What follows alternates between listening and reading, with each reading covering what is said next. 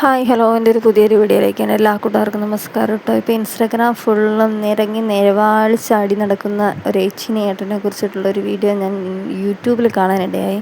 അപ്പോൾ അത് കണ്ടിട്ട് ഞാൻ കുറേ ചിരിച്ചു. രണ്ടാളുടെയും പെർഫോമൻസ് ഉണ്ട്. അപ്പോൾ എനിക്ക് ഓർത്ത് അതിനെക്കുറിച്ച് റിയാക്ഷൻ വീഡിയോ ചെയ്യണമെന്ന്. അതുകൊണ്ടാണ് ഞാൻ ഈ റിയാക്ഷൻ വീഡിയോ ആയിട്ട് വന്നിട്ടുള്ളത്. നിങ്ങൾക്ക് എത്ര പേർക്ക് ഇഷ്ടപ്പെടുമോ ഇല്ല എന്നൊന്നും അറിയില്ല. ഇഷ്ടപ്പെട്ടാൽ ലൈക്ക് ചെയ്യുക, ഷെയർ ചെയ്ത് കമൻറ്റ് ചെയ്യണേ. വീഡിയോയ്ക്കുള്ളിലേക്ക് പോകാം. ആശുപത്രിയിൽ നിന്നും മനോരോഗിയായ ഒരു സ്ത്രീ പുറത്തു ചാടിയിരിക്കുന്നു. അതുകൊണ്ട് ജനങ്ങളെല്ലാവരും ജാഗ്രതയോടെ. ഇതെന്തപ്പം എന്താ കഥ? മനോരോഗിയായ സ്ത്രീ നാട്ടിൽ കൂടെ ഇറങ്ങി നടക്കുന്നുണ്ടെന്നോ?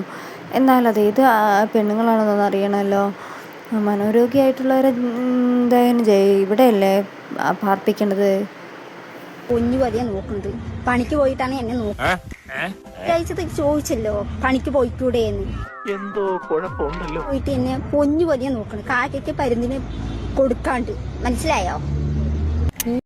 ഹലോ ചേച്ചി, സോറി കേട്ടോ. ചേച്ചിയാണോ അനിയത്തിയാണെന്ന് എനിക്കറിയില്ല. എന്തായാലും ഞാൻ ചേച്ചിന്ന് തന്നെ പറയാൻ കേട്ടോ. കാക്കയ്ക്കും പരുന്തിനും പോലും കൊടുക്കാണ്ട് പൊന്നു പോലെയല്ലേ നോക്കുന്നത്. പിന്നെ എന്തിനാണ് പബ്ലിക് പ്ലാറ്റ്ഫോമിൽ വിളിച്ച് കൂകി നടക്കുന്നത്? ചേച്ചിനെ കണ്ടാൽ തന്നെ അറിയാം ചേച്ചിനെ പൊന്നു പോലെ ആ ചേട്ടൻ നോക്കുന്നതെന്ന്. ഞാൻ വീഡിയോയിൽ എനിക്ക് കണ്ടതിൽ എനിക്ക് മനസ്സിലായത്.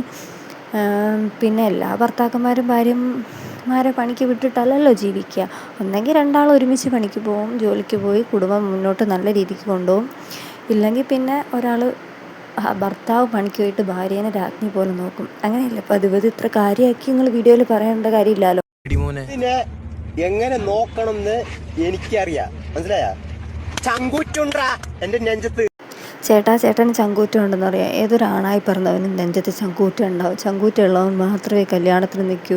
എന്ന് വെച്ചാൽ അത്രയും വലിയ ഭാരമാണല്ലോ തലേൻ്റെ മേലെ എടുത്തു വെക്കുന്നത്. ഓരോരുത്തർക്ക് ഓരോ മക്കളുണ്ടാവും. മക്കളൊക്കെ ഉണ്ടായിക്കഴിഞ്ഞാൽ അവരെ നോക്കണം, മറ്റേ നോക്കണം, കുടുംബം നോക്കണം, എല്ലാവരും കൊണ്ടുപോകണ്ടേ.